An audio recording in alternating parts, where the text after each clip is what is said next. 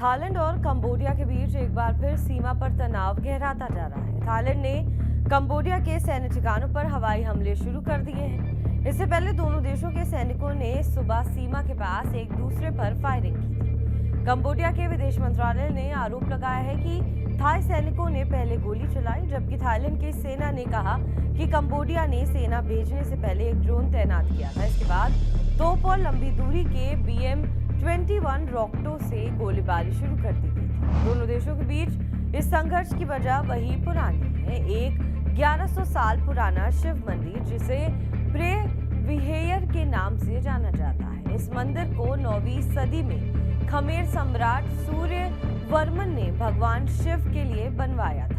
लेकिन वक्त के साथ ये मंदिर सिर्फ आस्था का केंद्र नहीं रहा, बल्कि राष्ट्रवाद, राजनीति और सैन्य ताकत का अखाड़ा बन चुका है।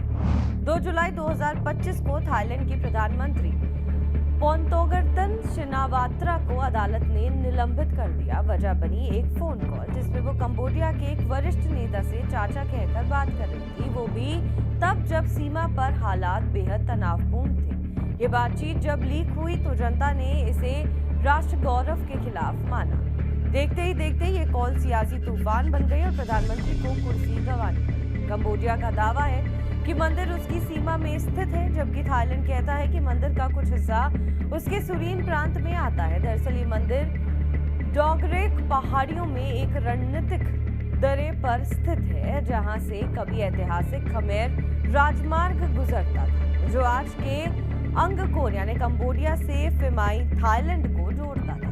बीते दशकों में ये विवाद थमा नहीं, बल्कि वक्त के साथ और भड़कता गया और ये विवाद देश की राजनीति तक को हिला चुका है। इस विवाद की शुरुआत 20वीं सदी की शुरुआत से मानी जाती है। 1904 में तय हुआ था कि सीमा प्राकृतिक जल विभाजक के आधार पर बनेगी, लेकिन 1907 में फ्रांसीसी उपनिवेशवादियों ने जो नक्शा तैयार किया उसमें मंदिर को कंबोडिया में दिखाया गया। थाईलैंड ने तब इसे माना, लेकिन 1930 के दशक में आकर विरोध किया, जो बहुत देर से किया गया और ICJ यानी अंतर्राष्ट्रीय न्यायालय ने इस विरोध को खारिज कर दिया। 1962 में इंटरनेशनल कोर्ट ऑफ जस्टिस यानी ICJ ने मंदिर पर अधिकार कंबोडिया को दे दिया था। हालांकि थाईलैंड ने फैसला कभी पूरी तरह नहीं माना और मंदिर से सटे इलाके पर उसका अब भी दावा बना हुआ है। 2008 में जब कंबोडिया ने मंदिर को यूनेस्को वर्ल्ड हेरिटेज साइट में शामिल करवाया, तब से दोनों देशों के बीच तनाव और भी बढ़ गया है। 2008 से 2011 के बीच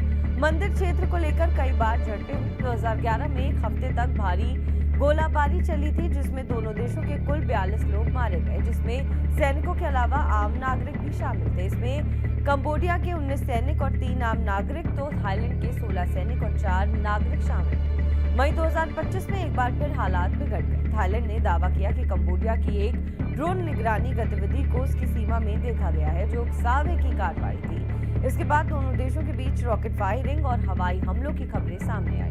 थाईलैंड ने F-16 लड़ाकू विमानों का इस्तेमाल भी किया। वहीं कंबोडिया का आरोप है कि थाई सेना ने बिना उकसावे के हमला किया और उनकी सेना ने सिर्फ आत्मरक्षा में कार्रवाई की।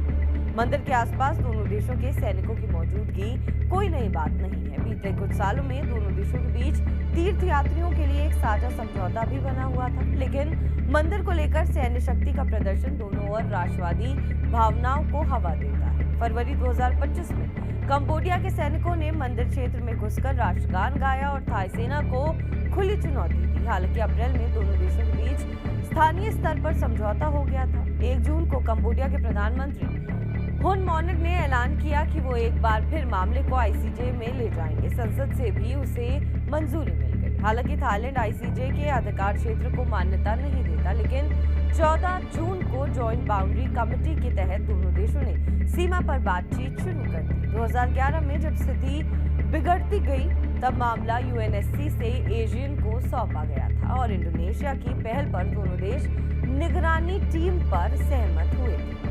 लेकिन इस बार एशियन की तरफ से कोई ठोस पहल अब तक नहीं। बहरहाल इस खबर पर आपका क्या कुछ कहना है, हमें कमेंट करके जरूर बताएं। बाकी देश विदेश की तमाम बड़ी खबरों के लिए आप देखते रहें TV9।